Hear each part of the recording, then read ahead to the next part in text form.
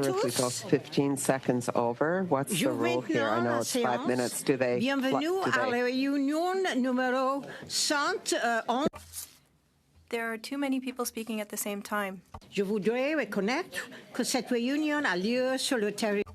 Today's meeting is taking place in hybrid format and on the unceded territory of the Algonquin people.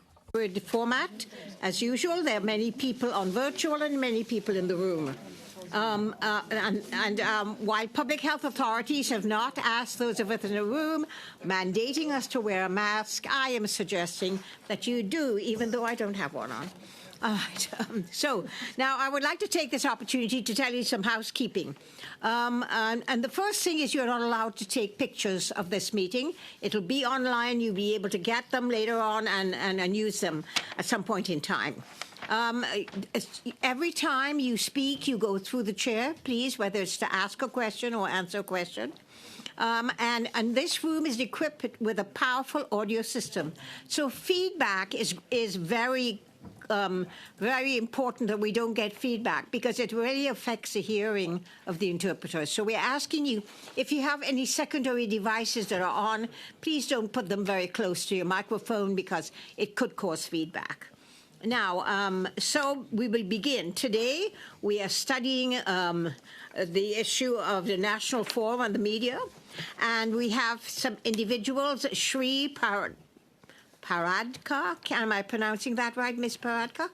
Yep, Paradka. Yes. Toronto Star Newspapers, Arsenal Media, Sylvain Chamberlain, Chief Executive Officer, Fédération Professionnelle des Journalistes du Québec, Eric Pierre Champagne, President, Gonez Media, Inc., Brandon Gonez, Chief Executive Officer, Syndicat des Travailleuses et Travailleurs du Radio-Canada, Pierre Tousignan, President, Unifor, Lana Payne, National President, and Mark Holland, National Representative. Now, each one of the witnesses is going to have 5 minutes to speak for your group, not individually, but for your group. If you're an individual, you get 5. If you're a group, you still get 5.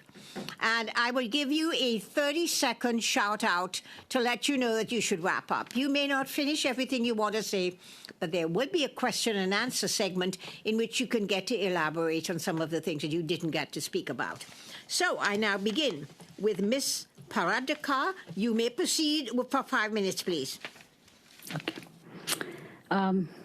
Good afternoon, members of the committee. Thank you for inviting me to share my views with regards to your study on a National Forum on Media. It won't be news to anybody present here that the news media is teetering on the precipice of what is likely an extinction-level event. A decades-long decline appears to be accelerating with ever more layoffs and shrinking avenues. In the next 5 minutes, I plan to briefly outline the challenges that my industry faces and the fundamental and focus on one that I believe demands urgent and honest examination. The fundamental question before us now is, do we want to save the industry? Do we believe in an independent media that is not a propaganda tool for any political party or for any vested agendas that do not serve the public interest? Do you, as MPs, believe journalism is an important function of democracy? Do you believe Canadian society would function more justly if we had eyes on City Council, on police, on health and education systems, on Indigenous affairs, on federal affairs, on you? If the answers are yes, then comes the question of what are the challenges facing the industry? In broad terms, I would put them into 2 buckets. 1, financial troubles, and 2, trust. The financial troubles facing the industry are well known. Indeed, town halls internally in newsrooms have long been filled with doom and gloom for more than a decade. These troubles stem from a steady drop in ad revenue, subscription models that have never been the lifeblood of news organizations, but are being relied upon now to rescue companies, consumers who are burnt out by information overload on social media and may not find news relevant enough to support it, and social media sites that are no longer promoting news articles. Solutions to financial challenges may look like the following, but are not limited to nonprofit models for news companies, soliciting donations rather than subscriptions, the government facilitating licensing agreements with AI companies for using the content that news industry creates, perhaps facilitating private funding for independent investigative journalism. But the point I wish to focus on is the second one, trust in media. A study in 2022 produced by the Reuters Institute for the Study of Journalism at the University of Oxford found that trust in Canadian news media dropped 13% since 2016. The study's authors wanted to measure public perceptions of polarization on the media landscape. So they asked respondents, do you think the news media is independent from undue political and business influences most of the time? Instead, they found half the respondents said that they considered mainstream news organizations to be politically close to each other. That response suggested that one of the many causes of distrust is the perceived lack of diversity in both media ownership and in the perspectives offered. Another UK study found a relationship between lack of trust in journalism and low levels of news literacy among the population. Its recommendations to build confidence and trust among audience involved improving journalism standards and ensuring that regulation of news standards be operated independently of the news industry. These studies and reports confirm what journalists like me see on the ground, that the fundamental gatekeeping function of a news organization, the daily decisions that answer the question, what is news, is perceived to be biased. That people on various sides of the political spectrum do not see the media representing their viewpoints or interests. That historically excluded communities continue to be misrepresented in the news. That journalists themselves disproportionately come from homogeneous backgrounds. The latest survey by the Canadian Association of Journalists found Canadian newsrooms are still overwhelmingly white, with 75.5% of its staff coming from that racial background. It gets worse at a supervisory level, which is 84% white. In addition, Black journalists are the most likely to work in part-time or intern roles compared to full-time or supervisor roles. Far too many newsrooms have no Indigenous journalists. And while women make up more than half the workforce, they are more than 60% likely to be in part-time roles. As much as diversity of journalists is about racial and ethnic backgrounds, it is also about economic backgrounds. A UK study found 80% of its journalists had a parent in one of the three highest occupational groups, compared to 42% of all UK workers. In Canada, too, industry norms such as unpaid internships, poor full-time job opportunities, poorly paid full-time jobs, create substantial barriers for aspiring journalists from lower income backgrounds. But there is little purpose in bringing people from different backgrounds if the perspectives they bring are not valued. This was apparent in coverage of issues such as Me Too, the racial reckoning of 2020, gender identity issues today, and the COVID pandemic. One current example is the coverage of Israel's assault on Gaza, which itself stemmed from Hamas's attacks in Israel on October 7th. North American analysis shows media outlets are found to be overwhelmingly skewing their coverage in favor of Israel.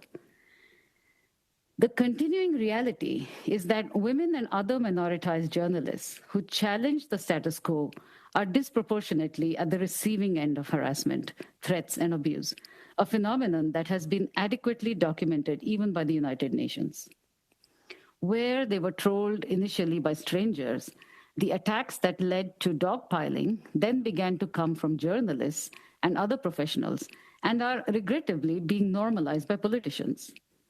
These intimidation and silencing tactics create a chill in the free expression of a diversity of perspectives. This, in turn, feeds a distrust of media within communities.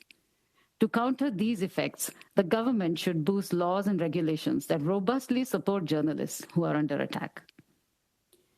When the audience does not feel connected to fact-based news, it leaves little incentives for individuals to financially support it.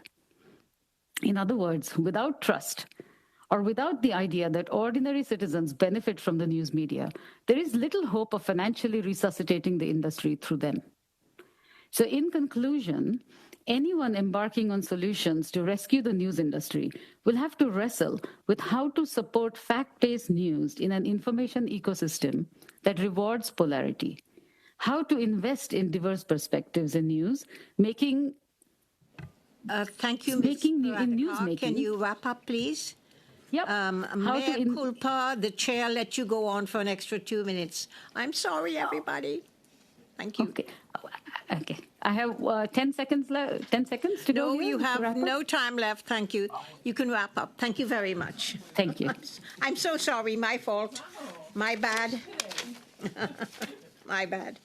Now I go to Arsenal Media, Sylvain Chamberlain, from who is the President, Director General. Thank you very much. Sylvain. Oui, merci beaucoup.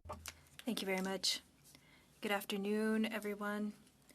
I would like to thank you, Madam Chair, and thank everyone for allowing me to share my observations and comments on a sensitive subject that directly affects the maintenance of a healthy democracy, the future of the news media, and more specifically, as far as I'm concerned, the independent commercial radio stations located outside the major urban centers.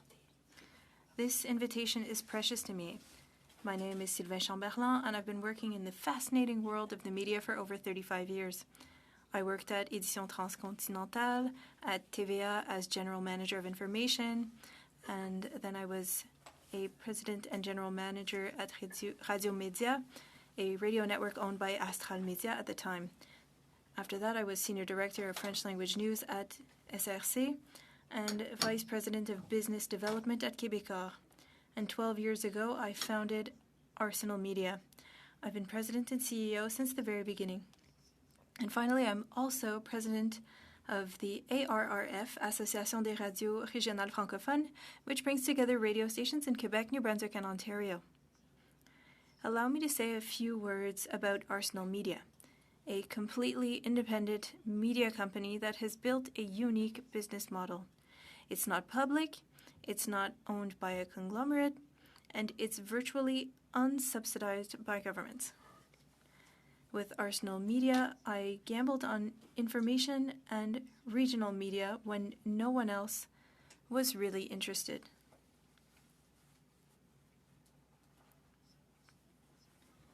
In 12 years, Arsenal Media became the most important group of commercial radio stations in Quebec, outside of Montreal and Quebec City.